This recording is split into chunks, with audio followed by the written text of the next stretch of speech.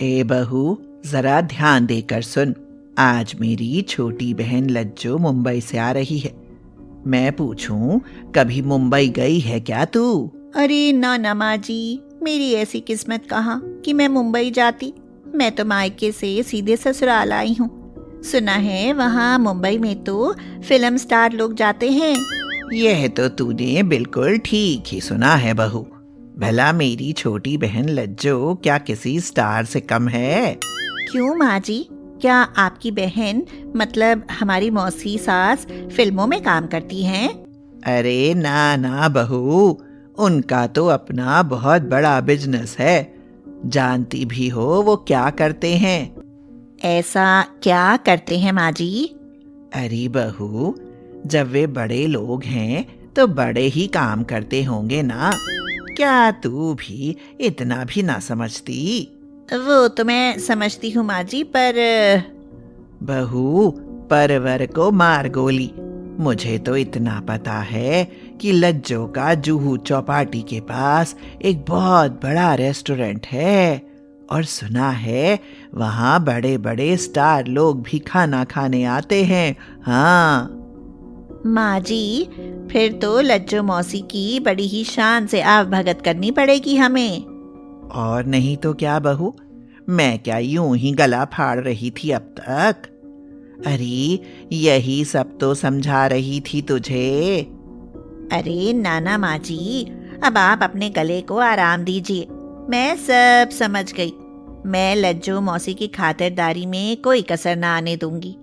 बस मैं बस यही चाहती हूँ बहू। हाँ। अगले दिन लज्जो मौसी अपने बेटे उमेश और बेटी आयशा के साथ बसंती के घर पहुंच जाती है, और बसंती उनका बड़े ही शानदार ढंग से स्वागत करती है।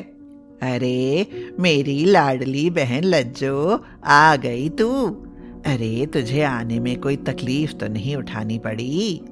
कसम भेलपुरी की दीदी, जरा भी तकलीफ नहीं उठानी पड़ी। हम तो टैक्सी करके बड़े आराम से यहाँ तक पहुँचे हैं। अरे जब पैसा है जेब में तो तकलीफ क्यों उठाना? हाँ भाई, पैसे वाले लोग हो फिर कैसी तकलीफ। बच्चों आओ, सब अंदर आकर बैठो। तुम भी आओ लज्जो बहन। इधर मेहमान घर में आकर बैठते हैं और उधर बसंती और सविता को उनके चाय पानी की चिंता सताने लगती है। सविता अपनी सास बसंती से कहती है, माँ जी, चाय नाश्ते में क्या बना दूं? बहू, ये मैं क्या बताऊं कि तू क्या बनाए और क्या नहीं बनाए। बस ऐसा बना कि मेरी लज्जो और उसके बच्चों को पसंद आ जाए। हाँ। सास के ये कहने पर सविता नाश्ते में आलू और पालक के पकौड़े बना देती और इसके साथ ही कुछ नमकीन और बिस्कुट रख देती है। सब खाने लगते हैं और तभी सविता का पति अरुण और ससुर दिनेश सविता के पकौड़ों की भूरी भूरी प्रशंसा करने लगते हैं। अरे सविता, तुमने पकौड़े तो बहुत ही बढ़िया बनाए हैं। तुम्हारे पकौड़ों की जितनी भी प्रशंसा करें कम है। सही कहते हो बेटा अरुण, बहू ने पकौड़े तो बड़े ही लाजवाब बनाए हैं। क्यों साली साहिबा, मैं झूठ तो नहीं बोल रहा ना? कसम भेलपुरी की जीजा जी, बुरा मत मानना। बहू ने तो ठेली पर बिकने वाले पकौड़े बनाए हैं।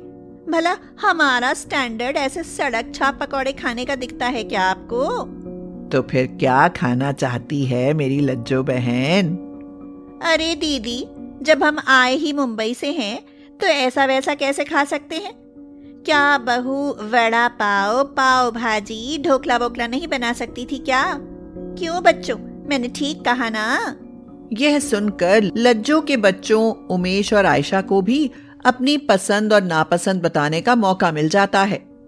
उमेश कहता है, मम्मा, वड़ा पाव खाने को मिल जाता तो सच में आनंद आ जाता। मम्मा, मुझे भी वड़ा पाव ही खाना था। उमेश और आयशा की बात सुनकर अरुण हंसने लगता है और कहता है, अरे बहन, ये मुंबईया स्टाइल के खाने भला सविता कैसे बना सकती है? अगर आप सबको यही सब खाना है तो मैं किसी रेस्टोरेंट से मंगा देता हूँ। अरुण ठीक कहता है साली साहिबा, यही सब खाना हो तो अभी के भी ऑर्डर कर देते हैं। क्यों, कुछ गलत तो नहीं कहा ना? गलत ना कहा तो ठीक भी क्या कहा। तुम और अरुण तो रहने ही दो। भला अब तो खाना खाने का टाइम होने वाला है और तुम हो कि मुंबई के पीछे पागल हुए पड़े हो। अरे सुन बहू, सब छोड़ और जल्दी से खाना बनाने की तैयारी कर। कसम भेलपुरी की दीदी, सफर में थक भी तो कुछ ज्यादा ही गए हैं। खाना खाकर आराम करने को मिलेगा तो काया में आनंद आएगा। हाँ, खाना बनने में टाइम ही कितना लगता है, अभी बन जाता है खाना। तुम सब खाना खाकर आराम कर लेना और आनंद ही आनंद लेना बहन। यह कहकर बसंती अपनी बहू सविता के साथ रसोई में आती है और फिर सास बहू दोनों खाने पर चर्चा करने लगती हैं। बहू, खाने में कुछ ऐसा बनाना कि मेरी मुंबईया लज्जो और उसके बच्चे उंगलियां चाटते रह जाएं। हाँ, मुझ पर भरोसा रखो माँ जी, मैं ऐसा लजीज खाना बनाऊंगी कि सब उंगलियां चाटते रह जाएंगे। यह तो बहू तुमने बहुत बड़ी बात कही है। अरे पर यह तो बताओ कि आखिर तुम खाने में बनाओगी क्या? अरे माँ जी, आपको तो मुझ पर भरोसा है ना कि मैं जो बनाती हूँ सबको बहुत पसंद आता है। हाँ हाँ, भरोसा है बहू। तू बना जो तुझे अच्छा लगे, पर सुन, जल्दी बनाना। यह कहकर बसंती रसोई से निकलकर लज्जो के पास आकर बातें करने लगती है और सविता खाना बनाने लगती है। सविता खाने में चावल छोले, दम आलू, खट्टा मीठा कद्दू और पूड़ियाँ, सलाद बनाती है और फिर सब खाने बैठते हैं। यह खाना लज्जो और उसके बच्चों को काफी पसंद आता है। बच्चे खुश होकर कहते हैं, मम्मा खाना तो बहुत अच्छा है। चावल, छोले, कद्दू की खट्टी मीठी सब्जी और पूड़ियाँ सब मजेदार हैं। ऐसा खाना तो हमें बहुत दिनों के बाद खाने को मिला है। अरे आयशा बेटी, यह क्या कह रही हो तुम? क्या तुम्हारे घर में ऐसा खाना कभी नहीं बनता बेटी? कसम भेलपुरी की दीदी, यह बात तो बिल्कुल नहीं है। वो हमारे घर हमेशा मौसम के अनुसार खाना बनता है ना। यह खाना गर्मी का है, बस इसीलिए आयशा ने ऐसा बोल दिया होगा दीदी। हमारी बहू गर्मी सर्दी के खाने नहीं देखती, जो भी इच्छा होती है बना देती है। खैर छोड़, तू यह तो बता लज्जो कि तुझे भी खाना पसंद आया ना? कसम भेलपुरी की दीदी, खाना तो सच में बड़ा अच्छा लगा। फिर जैसे ही खाना खत्म होता है, लज्जो अपने बच्चों को अपने कमरे में बुलाकर डांटने लगती है। कसम भेलपुरी की, तुम दोनों भी अपने बाप की तरह बुद्धू के बुद्धू ही रहोगे। क्यों, क्या हुआ मम्मा? हुआ मेरा सिर। तुझे खाना खाते वक्त यह कहने की क्या जरूरत थी कि हमें ऐसा खाना बहुत दिनों के बाद खाने को मिला है? अरे गलती से बोल दिया मम्मा, मुझे माफ कर दो। कसम भेलपुरी की, ऐसी गलती फिर मत करना, वरना वे लोग सोचेंगे कि हमारे घर में तो अच्छा खाना बनता ही नहीं है। कुछ भी हो मम्मा, मौसी के घर का खाना तो मजेदार मिल रहा है। बेटा, तभी तो तुमको समझा रही हूँ कि कुछ दिन तो अपनी मौसी की मेहमान नवाजी का आनंद ले लो। ठीक है मम्मा, आज से हम चुपचाप खाने का आनंद लेंगे। क्यों, सही है ना? कसम भेलपुरी की, क्या खाक सही है? अरे खाने में थोड़े अमीरों वाले नाज नखरे दिखाते रहना, ताकि इनको लगे कि हम भी बहुत अमीर हैं। हाँ ठीक है मम्मा, हम यही करेंगे। उस दिन के बाद लज्जो के बच्चे खूब रज के खाना खाते भी और खाने में मीन मेख भी निकालना शुरू कर देते हैं। एक दिन सविता उनके लिए मटर पनीर, चपाती, खीर और मूंग हलवा बनाती है, जो बच्चों को पसंद बहुत आता है, मगर बच्चे फिर भी उस खाने में कमियां निकालने लगते हैं। मम्मा, ये तो भाभी ने गर्मी का हलवा बनाया है, सर्दी में तो गाजर का हलवा बनाना चाहिए ना। मटर पनीर में भी कुछ खास स्वाद नहीं है। भाभी मटर पनीर की जगह पालक पनीर भी तो बना सकती थी। आयशा बेटी, क्या पालक पनीर खाना तुझे बहुत पसंद है? हाँ मौसी। तो फिर सही है बहू, कल पालक पनीर और गाजर का हलवा जरूर बना देना। खाने में बच्चों के रोज रोज नाज नखरे देख सविता को बहुत बुरा लगता है। इसलिए वह बच्चों से नाराज होकर बसंती यानी अपनी सास से कहती है, माँ जी, मुझसे नहीं बनता इनकी पसंद का खाना। भला जो बना उसी में नाज नखरे। अरे अमीर घर के बच्चे हैं और कुछ ही दिन के लिए तो आए हैं, फिर क्यों नाराज होती हो? बना दो ना जो इनको पसंद हो। ठीक है माँ जी, आपकी बात भला मैं कैसे मोड़ सकती हूँ।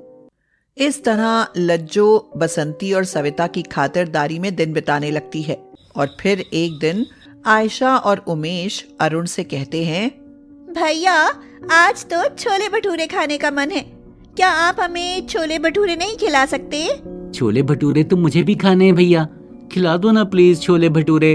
अरे तो इसमें प्लीज विलीज कहने की क्या जरूरत है?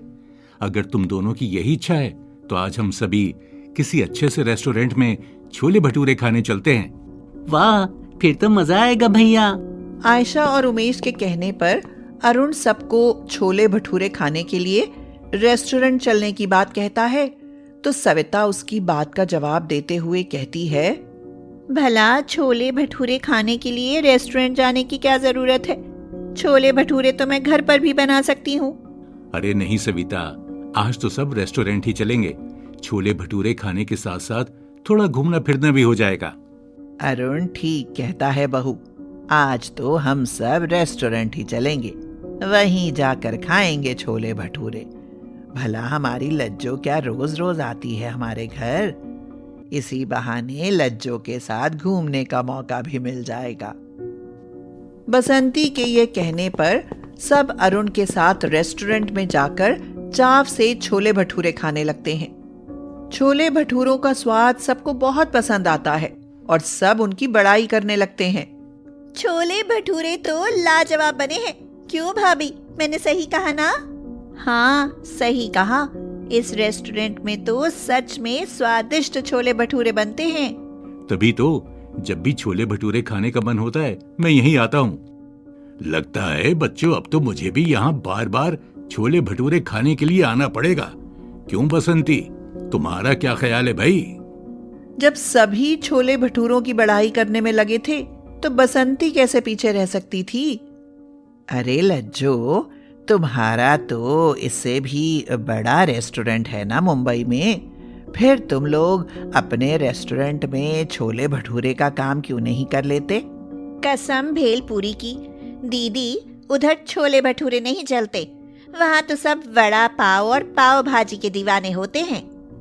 जब यहाँ भी तेरे वो मुंबई वाले के वड़ा पाव और पाव भाजी खाने वाले लोग हमारे शहर में मिल जाते हैं, तो क्या वहाँ छोले भटूरे खाने वाले नहीं मिलेंगे क्या? अरे मैं तो कहती हूँ कि अपने रेस्टोरेंट में एक बार छोले भटूरे बना कर तो देखो। कसम भेलपुरी की, दीदी अगर यही बात है तो मैं वापस जाते ही उनसे छोले भटूरे बनाने की बात जरूर करूंगी। हाँ, ये हुई ना बात। फिर तो जब भी हम तेरे मुंबई आएंगे तो छोले भटूरे ही खाएंगे साली साहिबा। कसम भेलपुरी की, खूब खाना जीजा जी। इस तरह हफ्ता 10 दिन बीत जाते हैं और लज्जो और उसके बच्चे बसंती के घर ठाठ से सर्दी में गर्मी और सर्दी के लजीज पकवान खाने का आनंद उठाते हैं और फिर एक दिन अपने घर जाने लगते हैं। सारी तैयारियां होने पर बसंती लज्जो से कहती है, लज्जो बहन, तेरे आने से बड़ा अच्छा लगा। अरे मैं तो कहती हूँ कि कुछ दिन और रुक जाती। कसम भेलपुरी की, दीदी आपके जीजा जी अकेले परेशान हो रहे होंगे, उनको इतना बड़ा रेस्टोरेंट जो संभालना पड़ता है। हाँ, यह बात तो है लज्जो। टिकट तो हो गई होगी ना तुम्हारी? हाँ हाँ दीदी, वह तो पहले ही कंफर्म है। तो ठीक है, अरुण तुम सबको स्टेशन पर गाड़ी में बैठा आएगा। कसम भेलपुरी की, दीदी उसकी कोई जरूरत नहीं है, हम ऑटो करके चले जाएंगे। अरे पर क्यों लज्जो, जब घर में गाड़ी है तो फिर ऑटो क्यों? कसम भेलपुरी की, दीदी हमें ऑटो में जाने दो, हम महंगी महंगी गाड़ियों में घूमकर ऊब चुके हैं, भला कभी तो आम आदमी की तरह घूमने का मौका मिले। बात तो यह भी ठीक है लज्जो, तुम्हारे जैसे अमीरों को बड़ी बड़ी गाड़ियों से ऊब तो हो ही जाती होगी। यह कहकर बसंती उन्हें खुशी खुशी ऑटो में बैठाकर अपने घर से विदा कर देती है और फिर समय बीतता जाता है। एक दिन दिनेश बसंती से कहता है, अरे भाई, बड़ा मन कर रहा है कि एक बार मुंबई लज्जो के घर हो आएं। मन तो मेरा भी करता है। क्यों ना हम सभी चलें? हाँ, अरुण और बसंती से भी बात कर लो, वो भी जाना चाहें तो टिकटें करवा लेते हैं।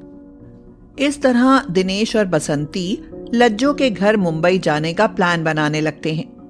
मगर इसी बीच एक दिन उन्हें किसी काम से दिल्ली जाना पड़ता है। सर्दी का मौसम था और उन्हें भूख लगी थी। दिनेश बसंती से कहता है, बहुत भूख लगी है बसंती, पहले कुछ खा लेते हैं। पर यहाँ तो कोई होटल या ढाबा भी नजर नहीं आ रहा। अरे वो देखो, खाने की ठेली लगी है। अब कहाँ होटल ढूंढते फिरेंगे, चलो वहीं कुछ खा लेते हैं। हाँ चलो। यह कहकर दोनों खाने की ठेली की तरफ बढ़ जाते हैं। मगर जैसे ही वहां जाकर खड़े होते हैं तो समझो उनके पैरों तले से जमीन ही खिसक जाती है। अरे लज्जो, तुम और यहाँ? अरे ये मैं क्या देख रही हूँ बहन। साली साहिबा, तुम लोग तो मुंबई में रहते थे, फिर यहाँ कैसे? और तुम्हारा पति राजन कहाँ है? उनकी बात सुनकर लज्जो रोने लगती है और रोते रोते कहती है, कसम भेलपुरी की दीदी, हम तो नसीब के मारे हैं। हमारे साथ बहुत बुरा हुआ है दीदी। 2 साल पहले तक हम मुंबई में ही रहते थे, मगर अरे लज्जो, हमारा रेस्टोरेंट बहुत अच्छा चल रहा है। अगर ऐसे ही चलता रहा तो हम और भी अमीर हो जाएंगे। कसम भेलपुरी की, ये तो बड़ी अच्छी बात है जी। अब तो हम अपने उमेश और आयशा को अच्छे स्कूल कॉलेज में पढ़ाएंगे। हाँ हाँ, क्यों नहीं भाई, बच्चों के लिए ही तो दिन रात मेहनत कर रहे हैं। राजन और लज्जो अपने रेस्टोरेंट की कमाई से बहुत खुश थे, मगर किस्मत को कुछ और ही मंजूर था। एक रात राजन रेस्टोरेंट बंद करके घर आया तो उसके पास तुरंत एक ऐसा फोन कॉल आया कि समझो उसकी जान ही निकल गई। अरे लज्जो, हम तो लुट गए, हम बर्बाद हो गए। कसम भेलपुरी की, उमेश के बापू, अरे ऐसी पहेली ना बुझाओ, बताओ तो आखिर हुआ क्या है? हमारे रेस्टोरेंट में आग लग गई है। तुम बच्चों को संभालो, मैं जाकर रेस्टोरेंट को देखता हूँ। यह कहकर राजन गाड़ी लेकर रेस्टोरेंट की तरफ चल पड़ता है, मगर बदकिस्मती से रेस्टोरेंट तक पहुंचने से पहले ही उसकी गाड़ी का एक्सीडेंट हो जाता है। फिर 2 दिन बाद अस्पताल में ही राजन की आंखें खुलती हैं। लज्जो, हमारे रेस्टोरेंट का क्या हुआ? रेस्टोरेंट तो जलकर राख हो गया राजन, कुछ नहीं बचा। इधर मेरी टांग कट गई और उधर रेस्टोरेंट राख हो गया। लगता है हमारी तो किस्मत ही राख हो गई लज्जो। जो हुआ सो हुआ, अब आप शांत हो जाइए। भगवान जैसे रखेगा हम रह लेंगे। उस दिन के बाद राजन टूट जाता है और कुछ ही दिनों में बैंक लोन के चलते उसका सब कुछ बिक जाता है और उसका परिवार सड़क पर आ जाता है। लज्जो, अब हम मुंबई में नहीं रहेंगे, हम दिल्ली जाकर रहेंगे। वहाँ मेरा एक दोस्त है, जो थोड़े बहुत पैसे बचे हैं, उन्हीं में कोई काम शुरू कर देंगे। किसी रिश्तेदार से मदद क्यों नहीं मांग लेते? नहीं लज्जो, ये काम मेरे बस में नहीं है। जब तक हम पहले जैसी हालत में नहीं आते, अपनी बर्बादी को राजी रखेंगे। भाई, ये तो बहुत बुरा हुआ तुम्हारे साथ लज्जो, पर हमें बताती, हम जरूर तुम्हारी मदद करते। इतना बड़ा दुख पड़ने पर भी तूने मुझे जाहिर नहीं किया। अरे मैं तो तेरी सगी बहन थी। मुझे माफ करना दीदी, मैं उनकी बात नहीं मोड़ सकती थी। पर अब तो हमें सब पता चल गया। अब तो हमें साड़ू साहब के पास ले चलो।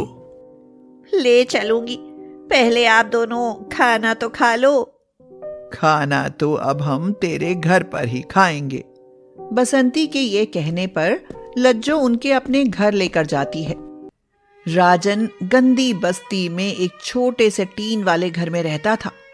उस घर को देखकर तो जैसे बसंती पर दुख का पहाड़ ही टूट पड़ता है। भला यह भी कोई घर है लज्जो?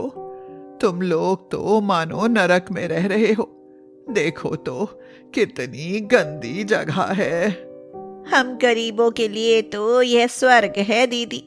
कम से कम सिर छिपाने की जगह तो है। वे जैसे ही घर के अंदर जाते हैं, राजन उनको देखकर चौंक जाता है। अरे आप यहाँ कैसे? भाई राजन, तुमने तो हमें गैरी समझ लिया था। भला हमसे ऐसी क्या खता हो गई थी कि अपने दुख में भी याद ना किया? भाई माफ कर दो, पता नहीं क्यों मैं अपना पैर खोकर भी अपने पैरों पर खड़ा होना चाहता था बस। तो अपनों से अपना दुख छिपाना क्या भली बात है? अरे मैं लज्जो की सगी बहन हूं और ये तुम्हारे बड़े भाई जैसे हैं, फिर भी तुमने ऐसा क्यों सोचा? अरे गलती हुई साली जी, माफ कर दो। अब तो माफी तभी मिलेगी भाई जब तुम ये जगह छोड़कर हमारे साथ चलोगे। यह सुनकर लज्जो कहती है, कसम भेलपूरी की जीजा जी, पर हम आपके साथ कैसे रह सकते हैं? अरे हमारे साथ रहने को तुम्हें कौन कह रहा है? दिल्ली बस गए हो तो यहीं बसो, पर अब अच्छी जगह पर रहोगे। और खाने की ठेली पर खाना नहीं बेचोगे, बल्कि अपना ढाबा चलाओगे। पर उसके लिए पैसा भी तो चाहिए। उसकी चिंता तुम मत करो, बहुत पैसा है हमारे पास। तुम काम लगा लोगे तो खत्म नहीं हो जाएगा। पर मैं आप लोगों के पैसे कैसे ले सकता हूँ? क्यों नहीं ले सकते? ये तुम्हारे बड़े भाई जैसे ही तो हैं। क्या भाई भाई की मदद नहीं करता क्या? अरे लोन समझकर ही लेना। मन लगाकर काम करोगे तो कुछ ही साल में लोन चुका दोगे। यह सुनकर राजन मन ही मन बहुत खुश होता है और उसे समझ आ जाता है कि जिंदगी में अपने ही अपनों के काम आते हैं। वह दिनेश से कहता है, भाई आज पता चला कि जिंदगी में अपने ही काम आते हैं। इसीलिए आगे से ध्यान रखना कि अपनों के साथ सदा अपना बनकर रहना। इस तरह राजन को अपने साढ़ू दिनेश से मदद मिल जाती है और वह दिल्ली में अच्छी जगह घर लेकर रहने लगता है और अच्छी जगह ढाबा खोलकर लज्जो के साथ मिलकर चलाने लगता है। किस्मत से उनका ढाबा अच्छा भी चलने लगता है।